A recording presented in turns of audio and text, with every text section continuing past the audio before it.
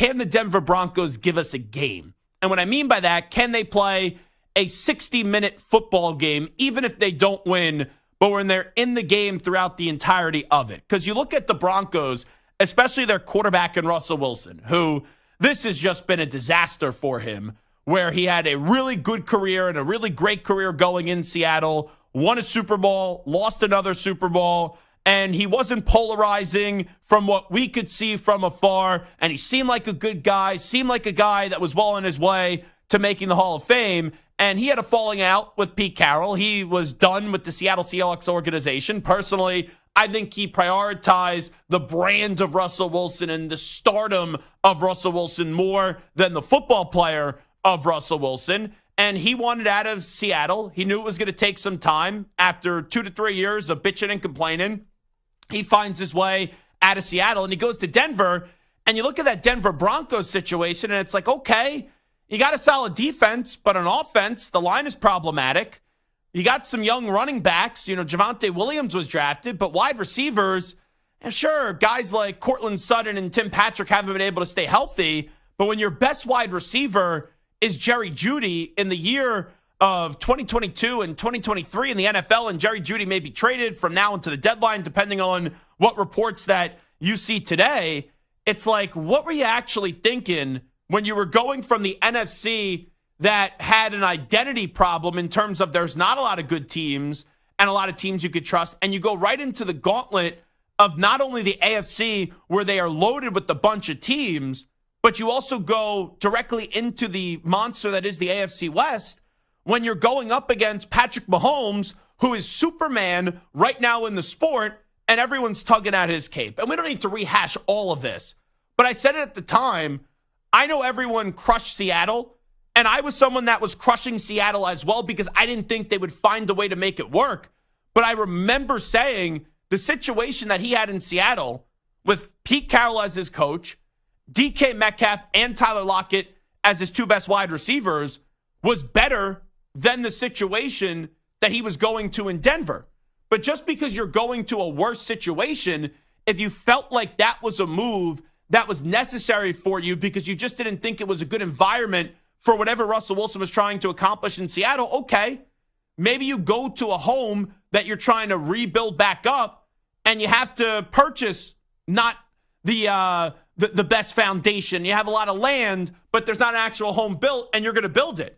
Well, Russell Wilson went in there, and, I understand he had the office and all that stuff, and it didn't look good. But if they were winning games, no one would have talked about the office.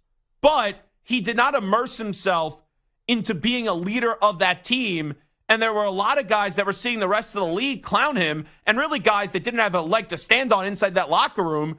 But when you're seeing the guy that's supposed to be your leader, the guy that just got paid a lot of money, and also the guy that the organization just give up a bunch of draft picks to go get, and he's become a laughingstock, they're not going to respect him inside that locker room. And that's why at the end of last season, once you got rid of Hackett and you had the interim coach come in, I thought it was so contrived when you had players out of nowhere who didn't say anything, absolutely anything, through the first 13, 14 weeks of the season, start popping up to defend Russell Wilson. I thought it was contrived. I thought it was disingenuous. And this year is a big year for Russell Wilson. And so far, I understand that people could tell me, oh, he's playing better. Well, yeah, no crap.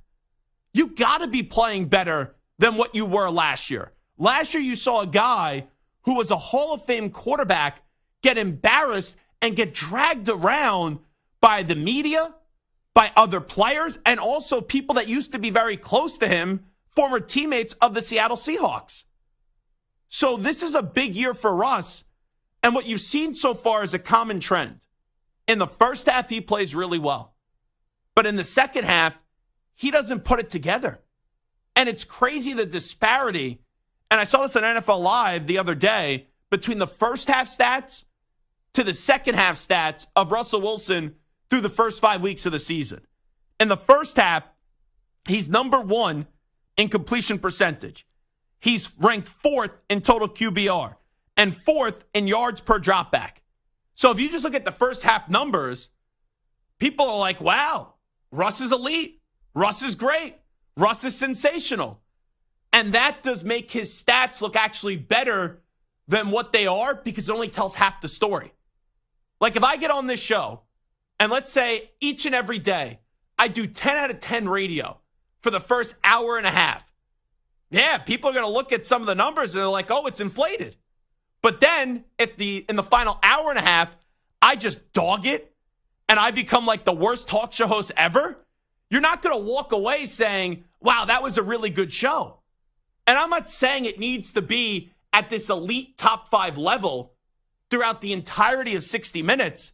But Russ hasn't been able to find that middle ground where when you look at the first half, as I said, 1 in completion percentage, 4th in total QBR, 4th in yards per dropback. And then he gets into the second half. I almost had to do a double take here on the numbers. 31st in completion percentage, dead last in total QBR, and then 25th in yards per dropback. So I don't want to hear from people, oh, Russ isn't the problem in Denver, and Russ is playing really good football. You can't tell me that right now because the guy is playing really good football for a half. He's not playing an entirety of a good game. And tonight, I just want to see, and this is how low the bar is for the Denver Broncos. This is how low the bar is for Russell Wilson and Sean Payton. Can you guys show up for 60 minutes? Can you guys match the intensity from half 1 to half 2? Can you give me a game tonight where it's 28-24 and you have the ball late with 4 minutes to go and you're driving at Arrowhead where you could smell all that great barbecue smoke? Can you do that tonight? That's how low my standards are now for the Denver Broncos, and that's how low my standards are now for Russell Wilson. And there's no doubt about it in my mind. Russell Wilson, by the end of 2024, he's going to be gone as the quarterback of the Denver Broncos. He may get one more year, but he's only getting one more year at the absolute latest. Because, people are starting to point the finger and wave that finger to Sean Payton. And they're starting to say, Sean, you were brought in to fix this. And Sean and Russ have been able to fix it for a half. But the last time I checked, we don't pay quarterbacks, we don't pay coaches to only excel for 30 minutes. We pay coaches, we pay quarterbacks to be elite and to be great for 60 minutes of football. That's why you see everyone in the fourth quarter, they raise the four fingers up and it's go time. And you hear everyone say, as cliche as it is, play 60 minutes, play 60 minutes. The Broncos haven't played 60 minutes all season. So this Broncos team, can you just give us a game tonight? That's all I ask. I'm not asking, put me at a restaurant right now that's 5-star where I'm getting the best food in the world and I'm getting the best service and I'm going to have the best desserts. I'll settle for the 2-star meal tonight. I'll settle for the 3-star meal tonight. Just give me an appetizer that's edible.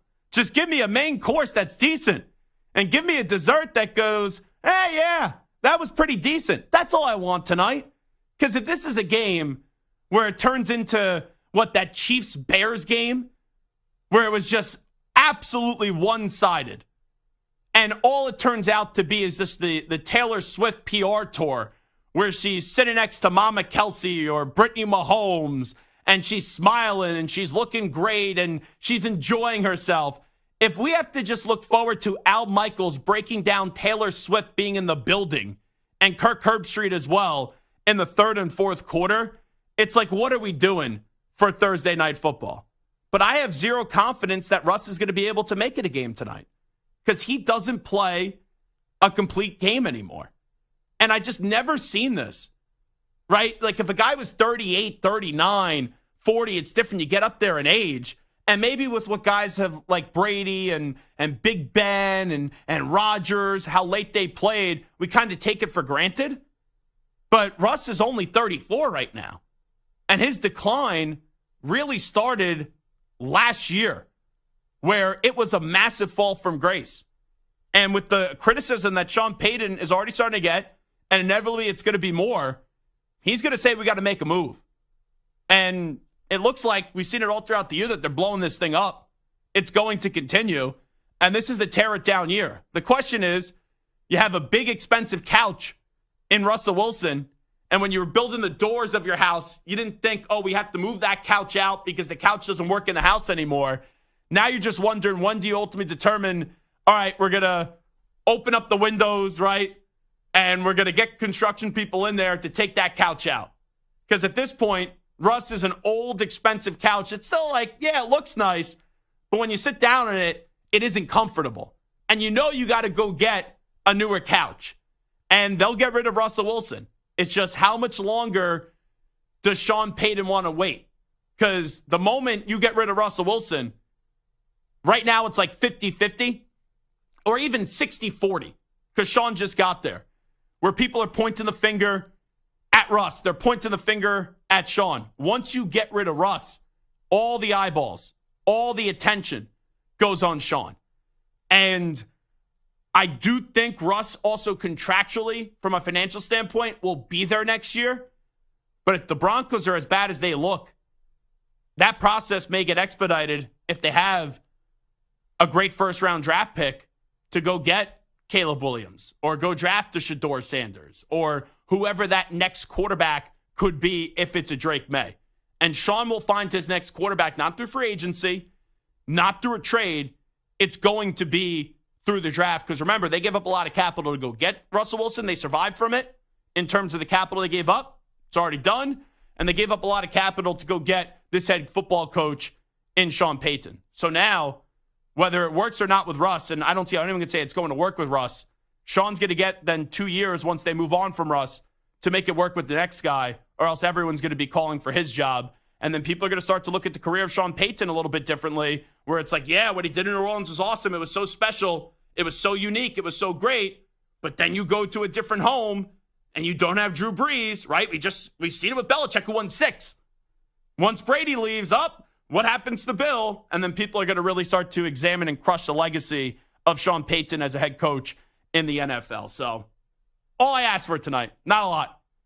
You know, I'm not asking for the PS5 on Christmas. I'm not asking for the big fancy gift.